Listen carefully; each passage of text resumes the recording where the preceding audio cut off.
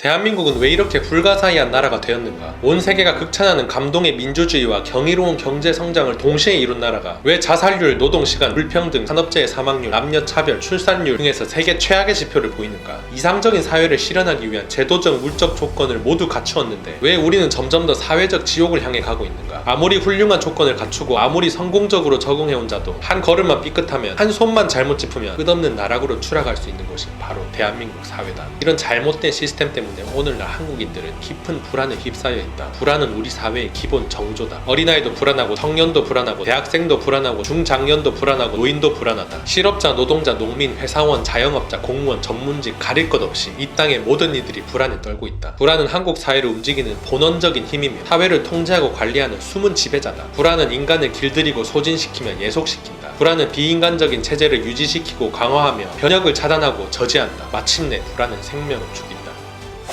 반갑습니다. 도끼형님입니다. 불안을 얘기하는 저자의 말에 맞다 틀리다 따질 게 없었습니다. 왜냐면 제가 살아온 모든 과정이 불안의 연속이었기 때문이죠. 여러분은 어떻습니까? 학창시절부터 시작해 취업을 하고 돈을 모으고 집을 사고 결혼을 하고 사회 구성원으로서 1인분 몫을 하는 모든 과정에서 불안감이 없었던 적이 있습니까? 단 한순간이라도 마음 편했던 적이 있습니까? 저자는 이 현상의 원인을 사회 구조적인 문제로 지적하고 있는데 조금 더 들어봐야겠습니다.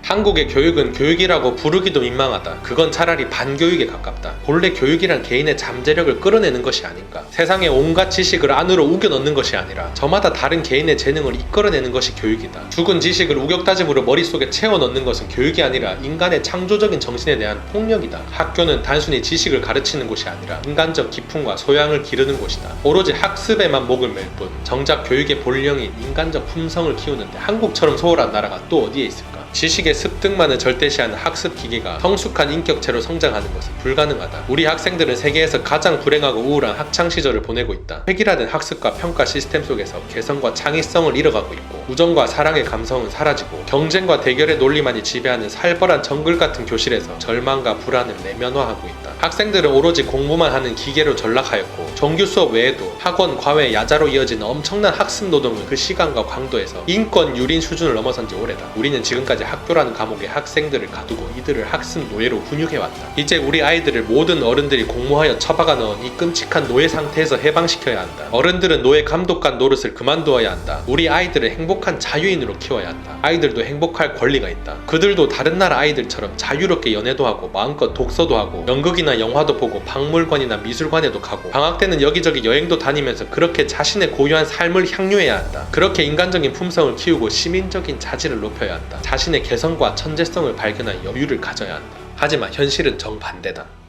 이 학습 노예의 삶은 한 가지 두드러진 특징이 있는데 바로 머리 아프게 고민할 필요가 없다는 사실입니다. 눈에 보이지도 않는 재능, 꿈, 비전 이런 것들을 찾느라 시간 낭비할 필요 없이 그저 시험 성적과 석차에만 목매면 되니 얼마나 인생이 단순하고 쉬워집니까? 사실 좋게 얘기해서 머리 아프게 고민할 필요가 없다는 뜻이지, 다르게 표현하면 돌대가리가 된다는 뜻이죠. 숫자로 내 인생의 성공 여부가 바로바로 측정되니 그것 말고는 머리를 쓸 필요가 없어졌습니다. 그래서 참 많이들 속아 넘어갔죠. 결국 이 사기 행각은 대학교까지 이어지게 됩니다.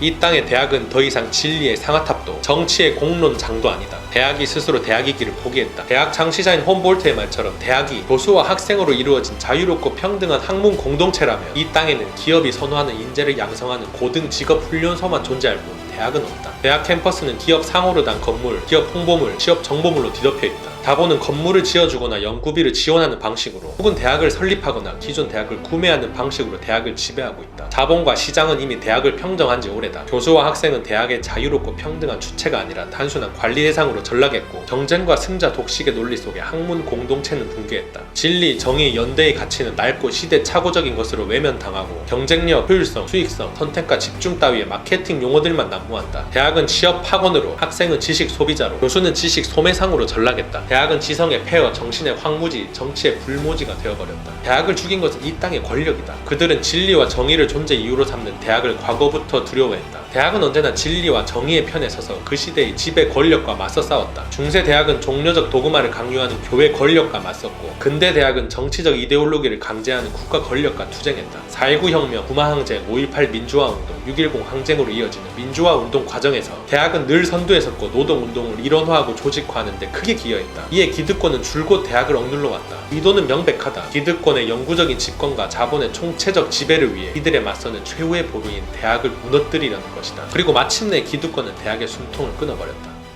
대학 없는 대학이라고들 말하죠. 큰 배움이라고는 눈꽃만큼도 찾아볼 수 없는 대학이 우리에게 무슨 의미가 있습니까? 대학교에서 회사가 요구하는 스킬을 배워 좋은 회사에 취직하는 게 당연하다고 생각하는 사람도 있겠지만 그건 사실 기업과 사회가 요구하고 강요하는 길이지 우리 스스로가 원하는 길은 아닙니다. 스스로의 재능이나 목표 따위는 모조리 잊어버린 채 그저 회사의 부품이 되기 위해 대학을 다니는 게 인간이 태어난 이유가 될 수는 없죠. 저자는 경고합니다. 최후의 보루인 대학이 무너졌다고 말이죠.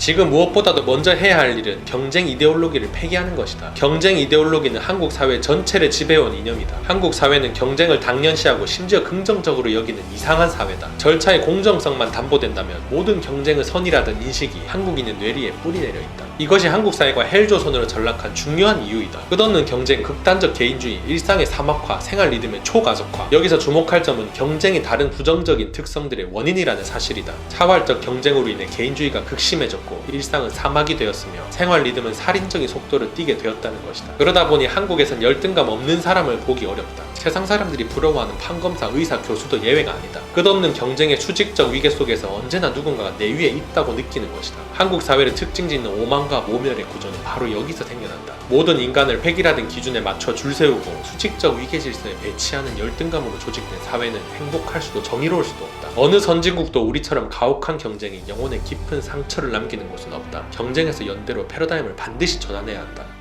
끝없는 달리기를 멈추면 비로소 눈에 들어옵니다. 그저 남보다 앞서가기 위해 달려온 세월들이 얼마나 무의미한지 말이죠. 달리기를 멈추고 지금 내가 왜 달리고 있었는지 그 이유를 스스로에게 물어봐야 합니다. 나는 왜 달리고 있는 것이죠? 고은 시인의 그 꽃이라는 시가 있습니다. 내려갈 때 보았다 올라갈 때 보지 못한 그 꽃. 우리가 달리기에 눈이 멀어 많은 것을 놓치고 살아온 것은 아닐까요? 너무 오래 달려왔습니다. 이제는 관점을 조금씩 바꿔야 합니다. 사회 돌아가는 꼴이 정상이 아닙니다. 저자가 추구하는 좋은 방향으로 사회가 한 번에 바뀌면 좋겠지만 그럴 가능성은 절대 없습니다. 일단 각자 도생해야 합니다. 나부터 정신 차려 노예의 삶에서 벗어나는 인생을 살아야 하고 그런 사람들이 하나둘 모이면서 사회가 변화되지 않을까 싶습니다. 대한민국의 현 실태를 파악하고 싶은 분들은 참고해보시면 여러모로 도움될 책입니다.